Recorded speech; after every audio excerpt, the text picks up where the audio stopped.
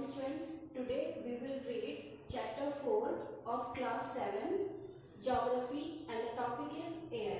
Earlier we had learned these topics: composition of the atmosphere, structure of the atmosphere and the 5 layers: troposphere, stratosphere, mesosphere, thermosphere, exosphere. And today we will read these topics: temperature, air pressure, wind. Wind are 3 types: permanent winds, seasonal winds, local winds, and the last topic is moistures. Now we will read the lesson. Temperature. The temperature you feel every day is the temperature of the atmosphere. जो temperature हम रोज़ feel करते हैं वो temperature होता है किसका? Atmosphere का. Mean the temperature you feel every day is the temperature of the atmosphere. जो टेम्परेचर हम रोज़ फील करते हैं वो टेम्परेचर होता है एटमॉस्फेयर का. The degree of hotness and coldness of the air is known as temperature. जो डिग्री होती है हॉटनेस की and coldness of the air की उसे क्या बोलते हैं? Temperature. The temperature of the atmosphere changes not only between day and night but also from season to season. जो टेम्परेचर होता है एटमॉस्फेयर का चेंज नॉट ओनली वो केवल रात को या दिन में ही नहीं होता है पर but also from season two season. But और कब होता है? एक सीजन से दूसरे सीजन में. Summers are hotter than winters. Summers क्या होता है? गर्म होता है किससे? विंटर से. An important factor that influence the distribution of the temperature is insolation. और जो सबसे इम्पॉर्टेंट फैक्टर है जिसका प्रभाव पड़ता है डिस्ट्रीब्यूशन ऑफ टेम्परेचर में वो कौन सा है? Insolation. Insolation is the incoming solar energy intercepted by the earth. Insolation क्या है? इनकमिंग सोलर एनर्जी है जो रोकी जाती है, जो रुक जाती है किसके वजह से? अर्थ के वजह से. इंटरसेप्ट मीन्स रुकना. ओके तो insulation is the incoming solar energy intercepted by the earth. The amount of insulation decreases from the equator towards the poles. और जो अमाउंट होता है इंसुलेशंस का वो डिक्रीज होता है, कम होता है. कहाँ से? फ्रॉम द इक्वेटर से और किसकी ओर? पोल्स की ओर. ओके जो अमाउंट होता है इंसुलेशंस का वो कम हो जाता है, डिक्रीज होता है फ्रॉम द इक्वेटर, इक्वेटर से पोल्स की ओर. Therefore the temperature decreases in the same manners. और टेम्परेचर क्या हो जाता है? कम हो जाता है उसी तरीके से. Now do you understand why poles are covered with snow? ठीक है अब हम समझ चुके हैं क्यों पोल्स कवर्ड होता है स्नो से. If the earth's atmosphere rises too high, अगर अर्थ का टेम्परेचर राइजेस हो जाए बहुत ऊपर, too high, it would become too warm for some crops to grow. तो वो क्या हो जाता है? बहुत ज़्यादा गर्म हो जाता है किस चीज़ के लिए? क्रॉप्स को ग्रो करने के लिए, मीन्स उगाने के लिए. Temperature in cities is much higher than that of villages. और जो टेम्परेचर होता है सिटीज़ का वो बहुत ज़्यादा हायर होता है किसके अकॉर्डिंग? विलेज के according. The concrete and metals in buildings and the asphalt of roads get heated up during the day. Okay जो कंक्रीट जो बजरी होती है और जो मेटल्स होते हैं इन बिल्डिंग्स को बनाने के लिए एंड द एस्फेलेट मीन्स जो रोड्स को बनाने के लिए जो सामान होते हैं वो क्या हो जाता है? गर्म हो जाता है किस टाइम? दिन के time. And this heat is release during the night. और जो ये हीट होती है वो रिलीज हो जाती है रात के time. Also, the crowded high-rise building of the cities trap the warm airs. Crowded means जब क्या होता है? बहुत ज़्यादा भीड़ भाड़ हो जाती है वहाँ पे. जब क्या होता है? हाई राइजेस होते हैं तो जो बिल्डिंग होती है सिटीज़ की वो क्या करती है? ट्रैप खींचती है गर्म हवा को एंड दस raises the temperature of the cities. और जो टेम्परेचर होता है सिटीज़ को वो उस वजह से क्या हो जाता है? वो बढ़ जाता है. And the next topic is air pressure. You will be surprised to know that air above us pressures us with a great force on our bodies. हमारे ऊपर की हवा हमें अपने शरीर पर एक बड़ी ताकत के साथ दबाती है. ओके तो air above us pressures us with a great force on our bodies. However, we don't even feel it. मगर हम उसे क्या नहीं कर सकते हैं? फील नहीं कर सकते हैं. This is because the air pressures us from all directions. और ये इसलिए होता है क्योंकि एयर हमें दबाती है फ्रॉम ऑल द डायरेक्शंस, पूरे डायरेक्शंस में, and our body exist a counter pressure, और जो हमारी बॉडी होती है वो एग्जिस्ट मीन्स खींचती है एक काउंटर प्रेशर्स में। Air pressure is defined as the pressure, जो एयर प्रेशर है उसे डिफाइन किया गया है as the pressure existed by the weight of the air on the earth surface. ठीक है, जो प्रेशर होती है वो एग्जिस्ट होती है किसके द्वारा, जो वेट होता है हवा का ऑन द अर्थ सरफेस में, उसके द्वारा। एज वी गो अप, ठीक है, जब हम ऊपर जाते हैं the layers of the atmosphere में, तो प्रेशर होता है वो रैपिडली क्या हो जाता है, फॉल हो जाता है, बहुत तेजी से नीचे गिर जाता है। The air pressure is highest, जो एयर प्रेशर होता है वो हाइस्ट होता है एट सी लेवल में, और डिक्रीज होता है विथ हाइट, और कम होता है हाइट के साथ। Horizontally the distribution of air pressure, और हॉरिजेंटली जो डिस्ट्रीब्यूशन होता है एयर प्रेशर का, इज इन्फ्लुएंस्ड, वो इन्फ्लुएंस्ड होता है किसके द्वारा, टेम्परेचर ऑफ एयर के द्वारा, एट अ गिवन प्लेस, ठीक है, एक प्लेस में। In areas where temperature is higher, ठीक है, कुछ एरियाज में क्या होता है, वहाँ पे टेम्परेचर क्या होता है, हाई होता है, जिस वजह से एयर क्या हो जाती है, गेट्स हीटेड, गर्म हो जाती है और राइजेज हो जाती है। This creates a low pressure air, और ये क्या क्रिएट करता है, लो प्रेशर एरिया।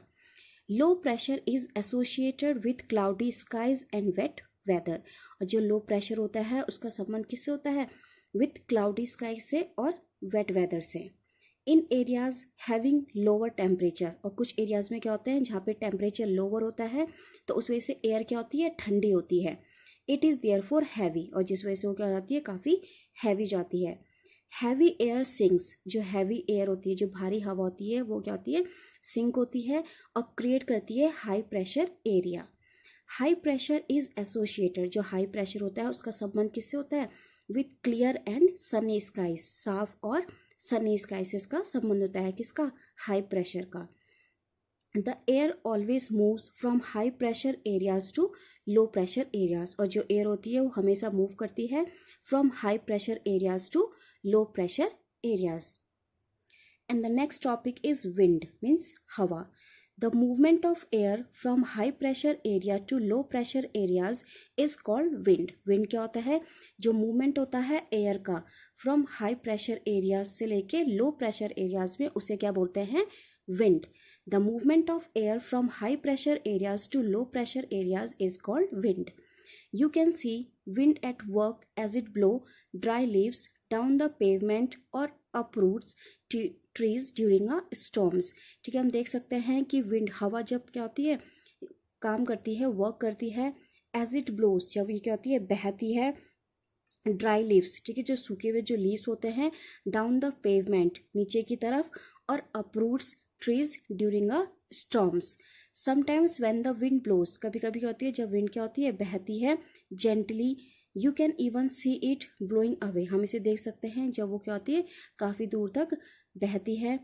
अब स्मोक और फाइन डस्ट, मीन्स स्मोक और फाइन डस्ट को बहुत दूर तक ब्लोइंग करके ले जाती है। At times wind can be so strong, तो उस टाइम क्या होता है, विंड काफ़ी स्ट्रॉन्ग हो जाती है, and that it is difficult, और ये बहुत ज़्यादा डिफ़िकल्ट होती है वॉक करने के लिए उसके against.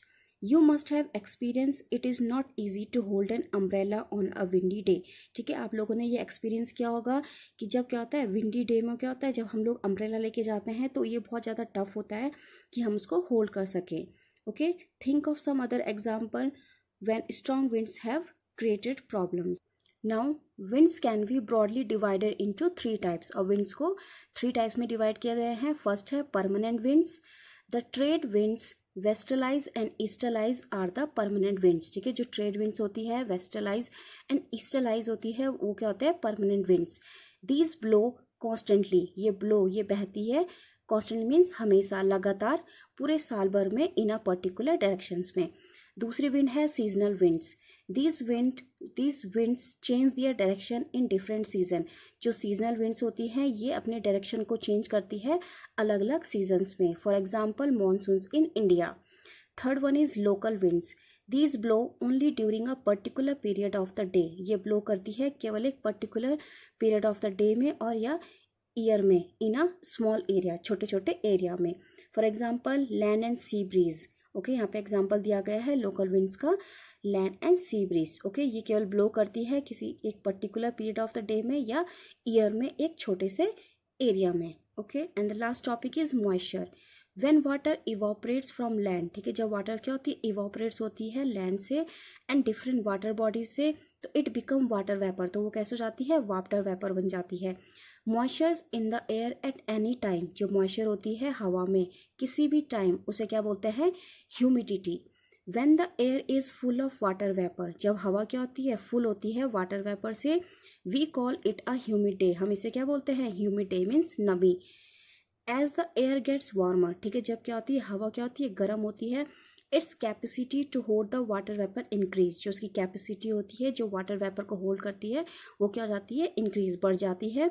So it become more and more humid, जिस वजह से वो क्या हो जाती है, ज़्यादा से बहुत ज़्यादा ह्यूमिड हो जाती है।